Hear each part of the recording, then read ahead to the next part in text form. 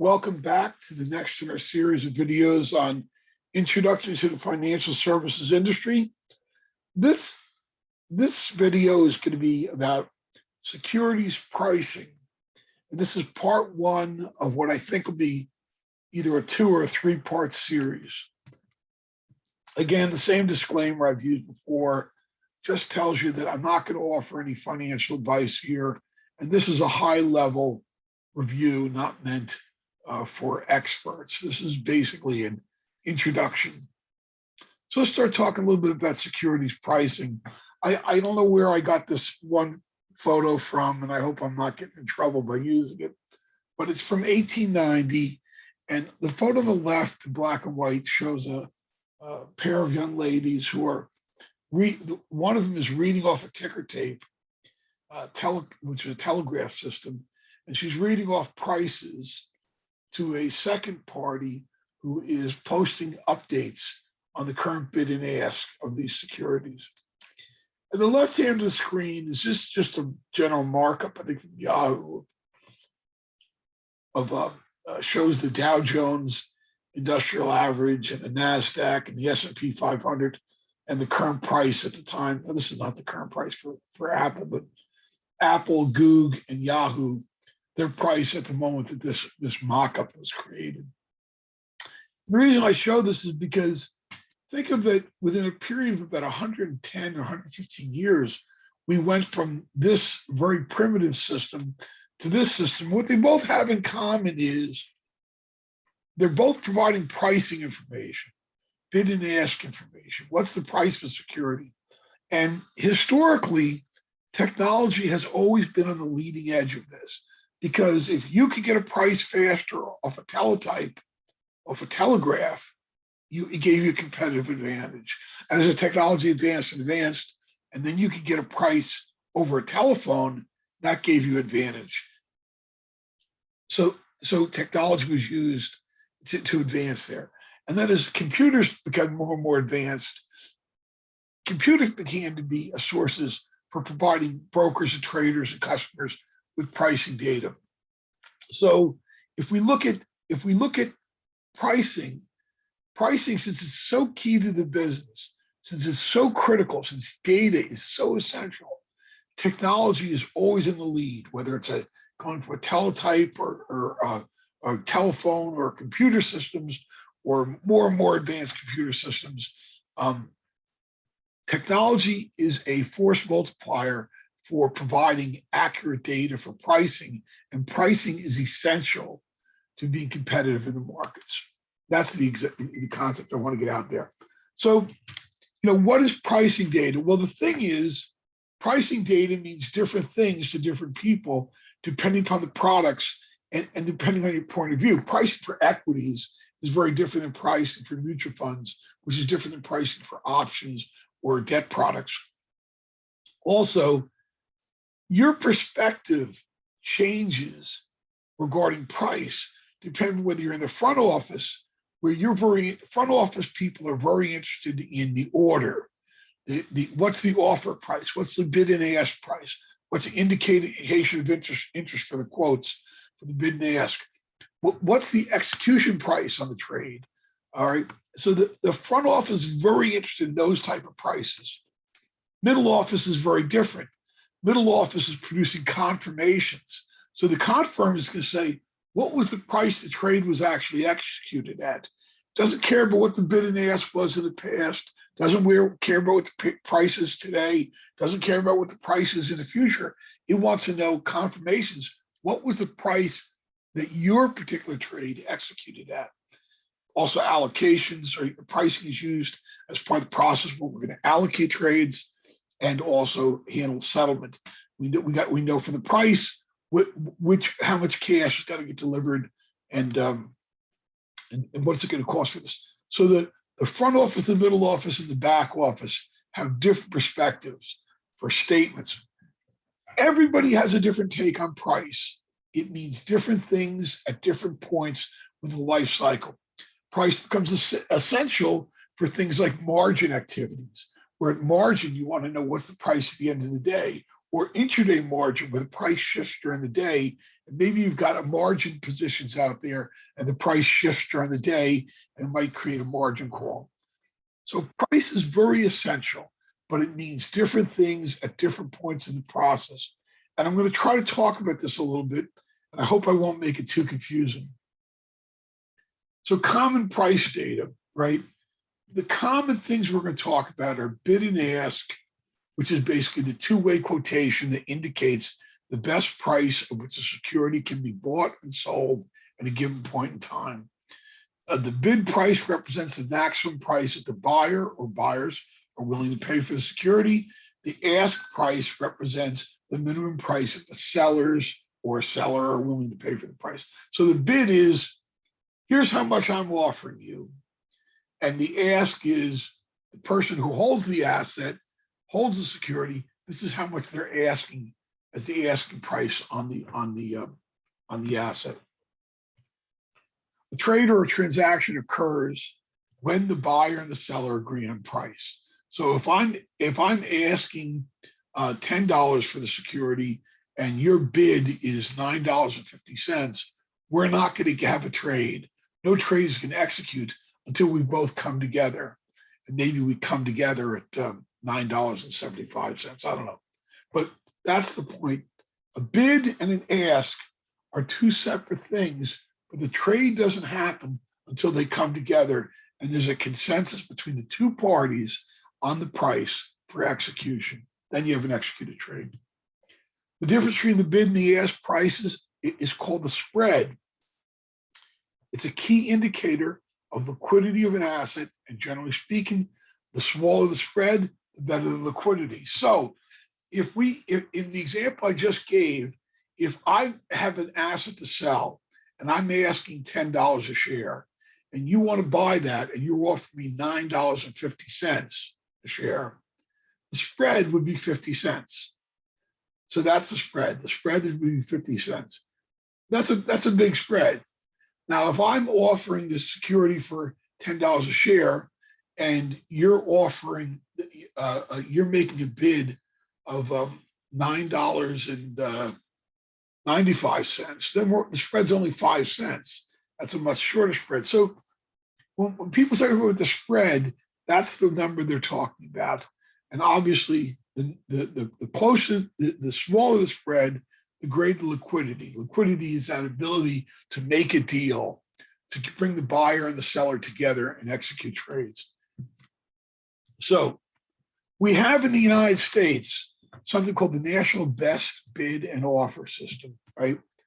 The best is the lowest available asking price, the best highest available bid price for investors when they buy securities. So remember, brokers have an obligation to get their customers the best deal.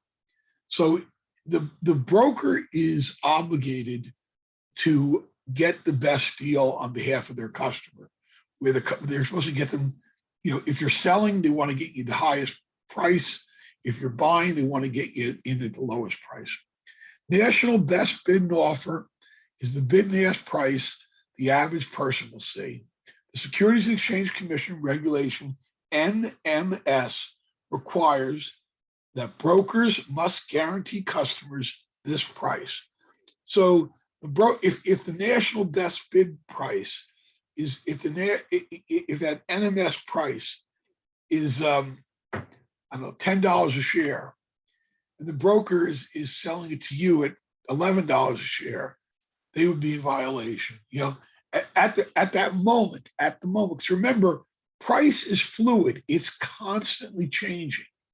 I might get you maybe at 10 o'clock in the morning, $10 a share is a good price, but maybe at 12 noon, $10 a share is a terrible price. Price is always changing as the markets move. It's very fluid. The National Best Bid and Offer is updated throughout the day to show the highest and the lowest offers for a security among all exchanges and market makers. So it's not just looking at one exchange, it's looking at all the markets, all the ECNs, all the exchanges where that security is traded. The lowest ask price and the highest bid price displayed on the NBBO do not have to come from the same exchange. So if you've got a security that's traded on, I'm going to make this up, the Philadelphia exchange, and it's also traded on the NASDAQ, let's say, the price does not have to come from the same exchange, the national bid and offer. Okay, now the shortcoming of the NBBO system is that data may not be sufficiently up to date, so the investors may not get the prices they were anticipating when trades are actually executing. So you can go to the NBBO and see what you think the national best price is, but since it's always in flux, it's always moving, it's hard for people to see what the actual price, the results in the actual execution of trades will vary. Another NBBO shortcoming is the regulation of the NMS is difficult to enforce and because of the fast pace of trading markets. So this is one of the problems. It's hard to enforce this, but this is the rule, and brokers are obligated to make a best effort to follow this rule and get the best price for the customers. The consolidated quote system, known as CQS, gives the NBBO for securities listed on the New York Stock Exchange, while unlisted trade privileges quote data feed gives the NBO for the listed on NASDAQ. So you will hear people talk about CQS coming out of SIAC, the Securities Industry Automation Corporation. The CQS feed is the feed giving these quotes from the New York Stock Exchange. So here's an example. For example, let's say that a person, that people have buy orders for a company called XYZ. And these are the prices people are willing to pay for the stock, right? So these are bids. These are bids. People want to buy stock called XYZ Corp. And maybe somebody's got 100 shares they want to buy at $20 a share. Somebody's got 50 shares, they want to buy it for $20.01. Somebody's got 150 shares, they want to buy it $19.79. Somebody's got 200 shares, they want to buy $21 a share. Well, the $21 a share, that's the best price. That's the best bid. That's the best offer. That's the highest offer that someone's making for that security. Now, on the seller side, right, let's use the example of sellers on that same issue where there's a company called XYZ Corp, and there are sellers making offers for what they're willing to sell their shares at. You could have someone who's looking in one market to sell 100 shares at $22 a share, and someone else is looking to buy up 50 shares at $21.50 a share. And someone else is looking to sell 150 shares at $20.01 a share. And then somebody else is looking to sell 200 shares at $21.25 a share. So in this case, on the sell side, $20.01 is the best offer to sell. So now we say the best offer to bid, to buy, the bid to buy, the best offer is $21, and the best offer to sell is $20. Well, that's great. We're going to be able to make a trade there. So the MBO on company XYZ is 21.2001. That the highest someone's willing to pay is $21 a share, and the lowest somebody's willing to accept is $20 a share. So that's a good deal. You're going to be able to close that spread and execute some trades, because the $21 a share is what somebody is willing to bid to buy it, and $20 a share and 1 cent is what somebody's willing to sell it at. The problem, as I said again, is the market is always in fluid. So even though this is what's out there now, in 10 seconds or a millisecond or a nanosecond, this may shift, and the prices might change. So this is an example. And this example I stole from or borrowed the screenshot I hope I don't get in trouble for using it, from major company, an excellent company. This is what an investor, or your typical investor, your retail investor, is going to go, and they're going to see a screen. There's one particular brokerage company puts this out. It's a great company, and this is an example what a customer would see. And what are they going to see? Well, in this case, the customer's looking at Apple. Their symbol is AAPL.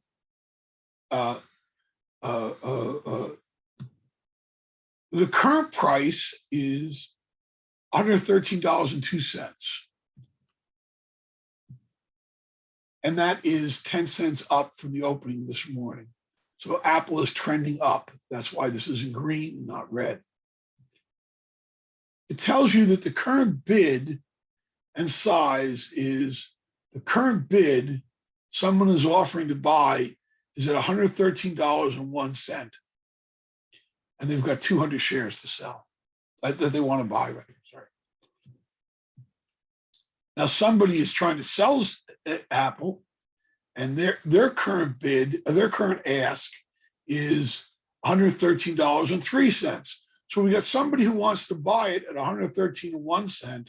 We got somebody who wants to sell it at $113.03. This person wants to buy 200 shares. The seller's got 700 shares they want to sell. Right? It also tells you that the price this morning, when the market opened, where this is trading on, right? That the market at market open, it opened at $112.17, right? That reflects this 10 cents up.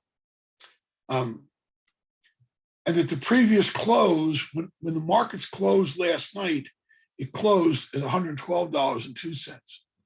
So this is all information available to the investor. It also tells the investor that over the last 52 weeks, this stock is traded as low as $92 and as high as $134.50, right? And also the same thing intraday. So this will tell you that within the trading today, it's traded as low as $111.54 and as high as $113.27. So there's been some ups and downs throughout the day today. That's all information that a investor is going to be looking at when using these screens. We're also going to look at things like the dividend. We talked in a previous video about dividends. This Apple has declared a dividend. They pay a dividend. And here's the information on the Apple dividend and the last dividend next date. Or it could be the next date. I'm not sure on that. I'd have to look at that. It also tells you if there's any news available on this security. And maybe Apple has made an announcement. Maybe they've rolled out a new product.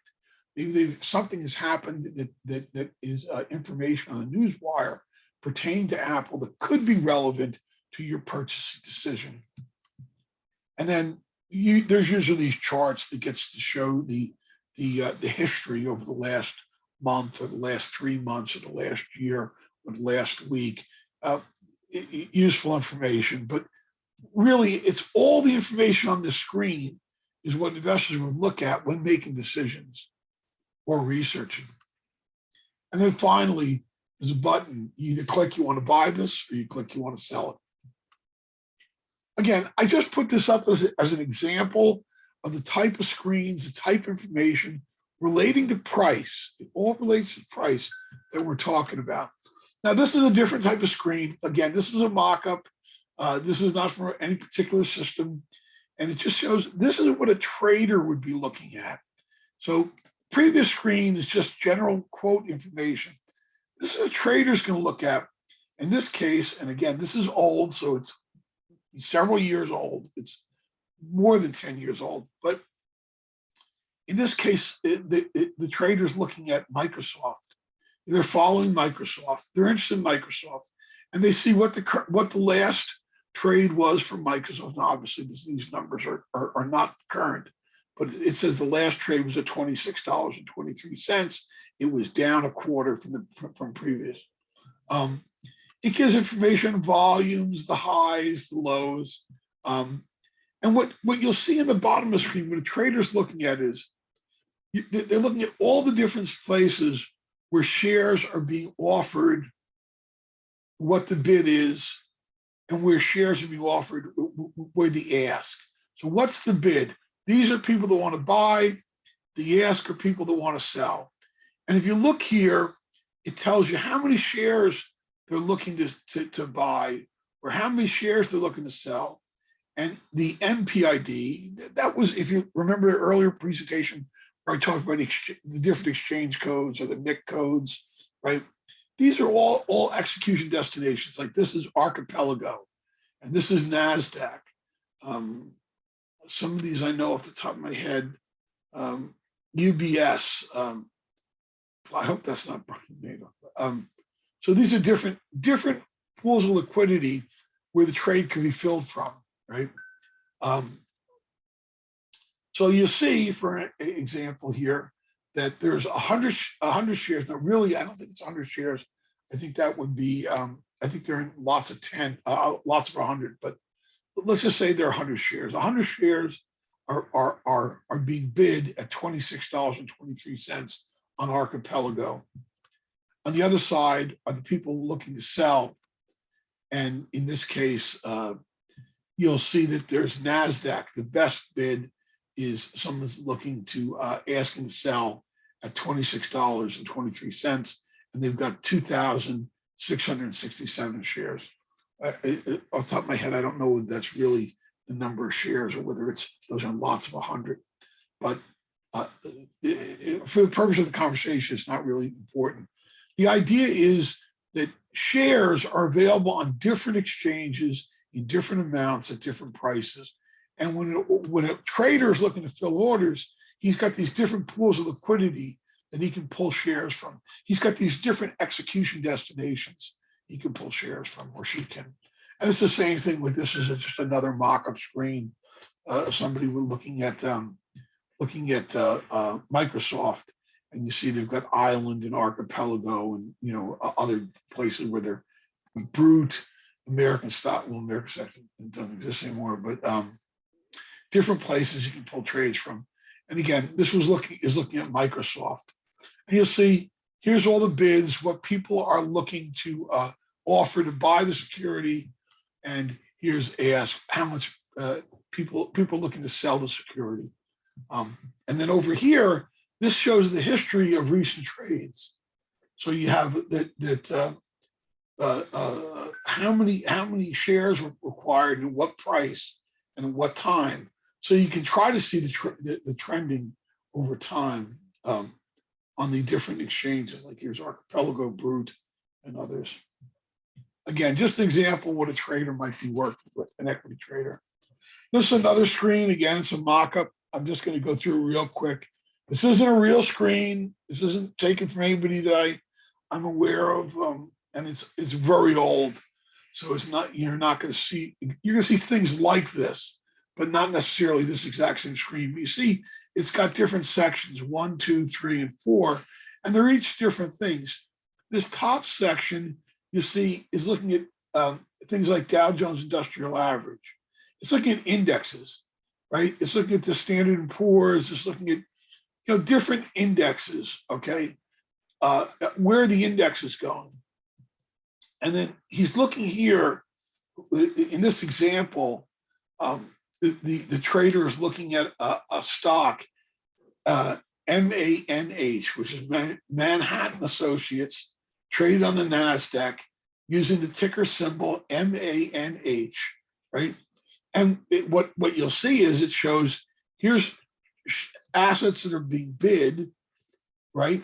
Here's people who want to buy MANH. They want to buy this company stock, and how many shares they want to get. These are in lots of 100, so it's 200, 100, 100, 100, right?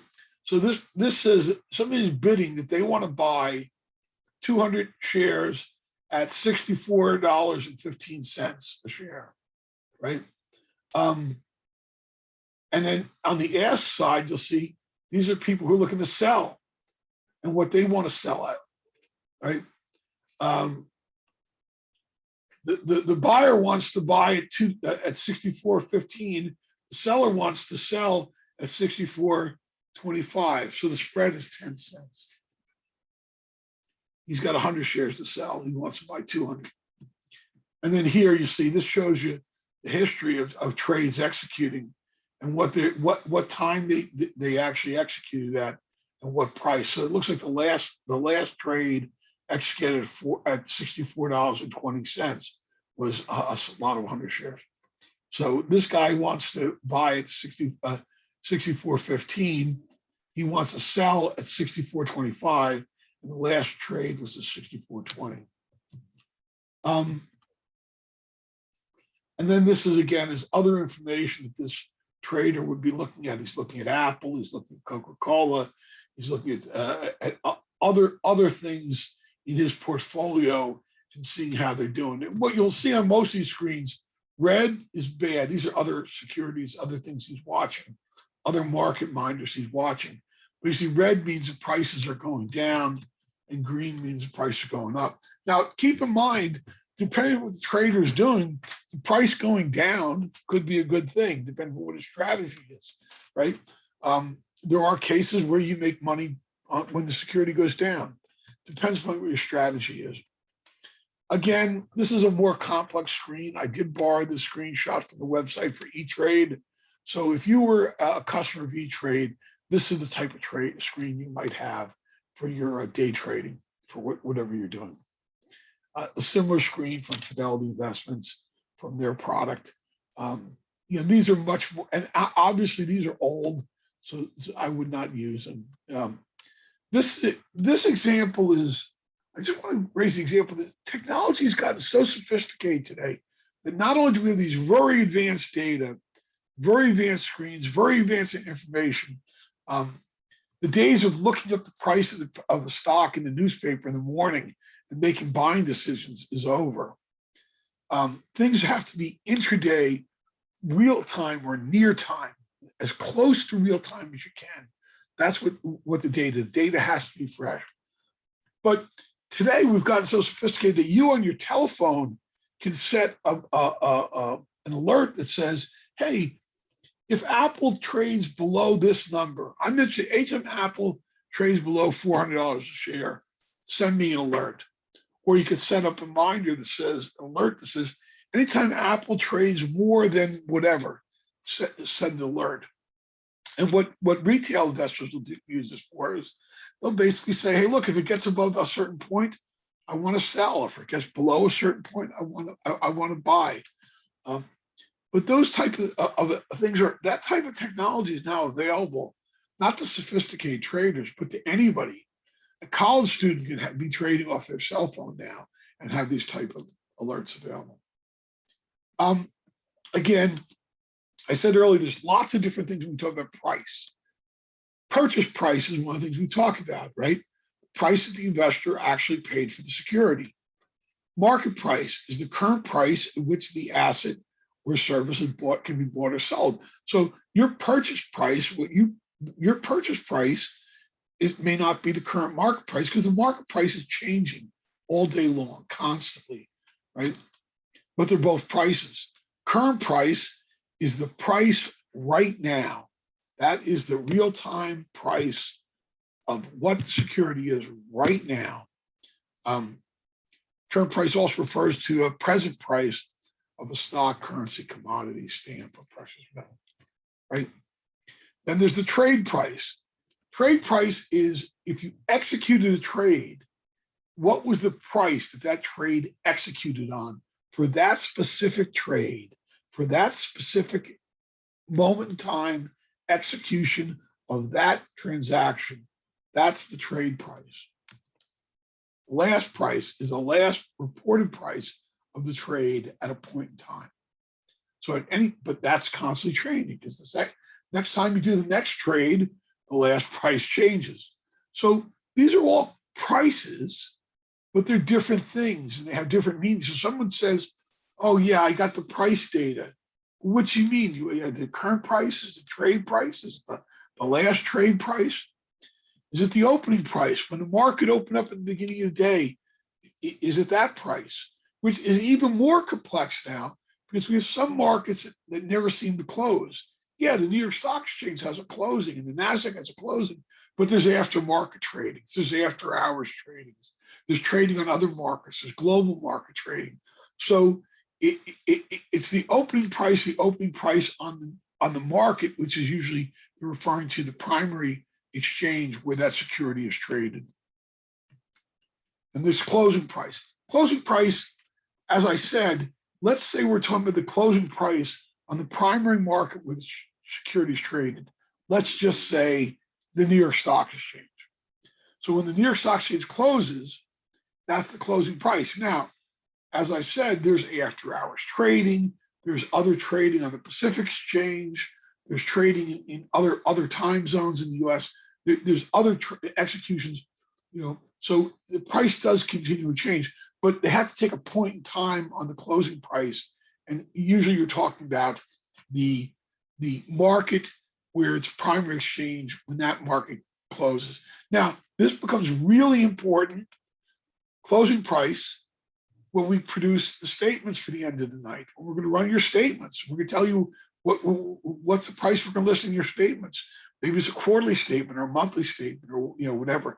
Also, we're going to calculate your margin every night, how much assets you have available for marginability. And that's going to be at the closing price in the market. Or maybe we're going to be computing the value of a mutual fund, a fund, and we need to do the net asset value, the NAV calculation. That needs to be based on a closing price. So that's another type of price that has to be considered. Best price, we talked about this earlier, rule 14D10, the SEC regulation stipulates that a tender offer is open to all security holders of that class of security, and the amount paid for the security holder is the highest price of any other holders in the same security. So no favorites. So what a broker can't do is, a broker can't play favorites. A broker can't give somebody one of their friends a special insider deal. If you come out with a best price, it's available to anybody who wants to get it. So we first come, first served. The best price rule facilitates equality for shareholders and their tendered shares, right? So that's the deal. Brokers have to follow this best price rule, and they can't play favorites. Everything has to be fair. The game has to be fair. They can't be, brokers can't be cooking the books and giving different deals to different people. Best execution, same thing, is the responsibility of the brokers to provide the most advantageous order execution for their customers. But the best execution requires brokers to get the best price for the trade in the shortest time frame. Basically, this is a cautionary measure placed on brokers by the SEC to ensure that investors' best interests are always served. And it's not just a guideline; it's the law. And brokers who are found not to be abiding to this can be fined and be brought under regulatory penalties. So that's a lot of information on price. I hope it wasn't confusing, because, as I say, price means different things in different contexts, in different places. Again, my name is Paul Judge. If you have any questions, you can email me at the address listed below. My LinkedIn address on LinkedIn is also here. As I've mentioned before, I am a private consultant, and I'm always available if you want to speak to me about an engagement. So thank you and have a nice day.